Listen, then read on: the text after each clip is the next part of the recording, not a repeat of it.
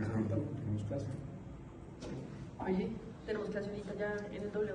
Uy, qué mal vieron. ¿Qué Estaba pasó? teniendo un sueño horrible de como unas conspiraciones acá en Bogotá, como que Petro había matado a Gaitán. No, que volvía a eso de estar tanto tiempo con Fabio. Yo sí creo. Pues no creen que eso sea cierto. No, eso fue Timochenko, eso no fue Petro. Pero No. lo peor de todo es que hay ahorita hay una lectura sobre eso, ¿no? De unas conspiraciones, pues que hablaban de conspiraciones. Sí, pues la lectura se centraba mucho en todo lo que pasó el 9 de abril y pues hay mucha especulación acerca de la muerte de Gaitán. Pues, ¿Y qué dicen? Pues entre esas, una interesante es lo que ocurrió en Barranquilla, que según dicen, no, todavía no había muerto Gaitán cuando la ciudad ya estaba incendiada por los disturbios. Entonces pues se cree que todo ya estaba coordinado para matar a Gaitán. ¿Y quién cree que habrá mandado a matar a Gaitán? O sea, realmente. Pues dicen también que fue Inglaterra, porque como la conferencia panamericana está volviéndose muy anticolonialista y unos estudiantes que incluían a Castro vinieron para hablar sobre las Malvinas y dicen que con todos esos disturbios que hicieron, Inglaterra sabía que podía hacer que omitieran ese tema para que pues ellos pudieran hacer las cosas que Inglaterra siempre ha hecho. ¿Pero ustedes creen que esas teorías son reales? O sea, que realmente fue así. Yo creo que la de Fidel Castro yo la consideraría. Podría ser. No O sea, sé. pues tiene mucho beneficio para el Reino Unido o sea, evitar cualquier pensamiento anticolonialista en América. Bueno, sí tiene sentido.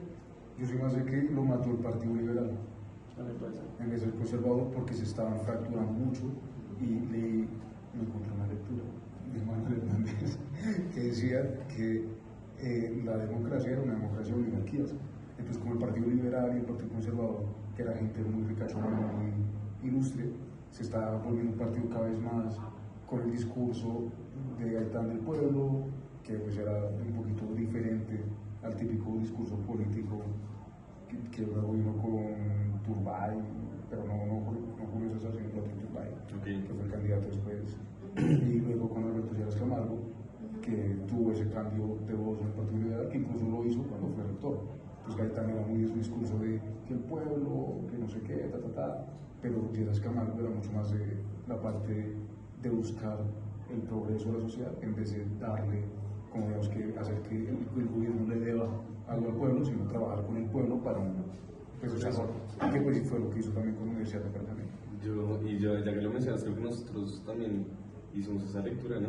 Sí, de hecho, me acuerdo una lectura que leí, era una tesis de pregrado de artes de Esteban García.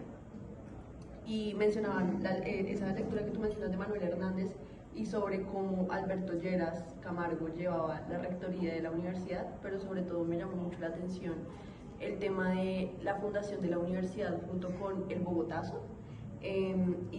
Recuerdo mucho una entrevista que había casi al final de la tesis, bueno, al final, que le hicieron a un profesor de arquitectura que se llama Ernesto Jiménez, que de hecho él estudió acá en los Andes, y según entendí, él quería estudiar en la Nacional y se presentó para estudiar en la Nacional, pero por el Bogotazo, la Nacional pues estaba cerrada, ¿sí? Y duró mucho tiempo cerrada. Y el papá de Ernesto Jiménez conocía a Mario Lacerda. Y de alguna forma lo convenció de que se matriculara acá en los Andes, que creyera en el proyecto, que pues acá pues no iban a existir esos sesgos políticos, la universidad no se iba a cerrar, iba a ser una universidad laica, una universidad pues, tal vez donde estos movimientos no fueran como el tema principal.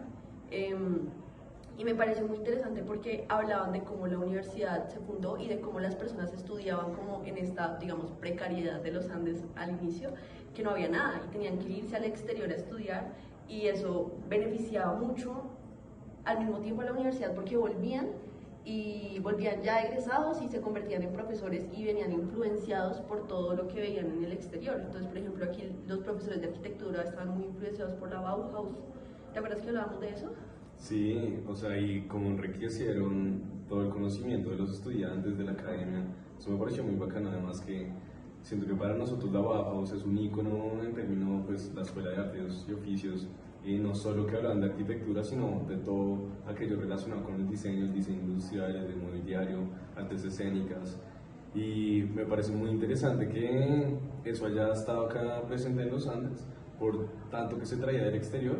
Y no sé si ustedes, pero a mí me encantaría que eso volviera, ¿no? Que ahorita creo que nuestra academia está muy enfocada en la edificación y en el hecho arquitectónico, más allá que el diseño y la composición.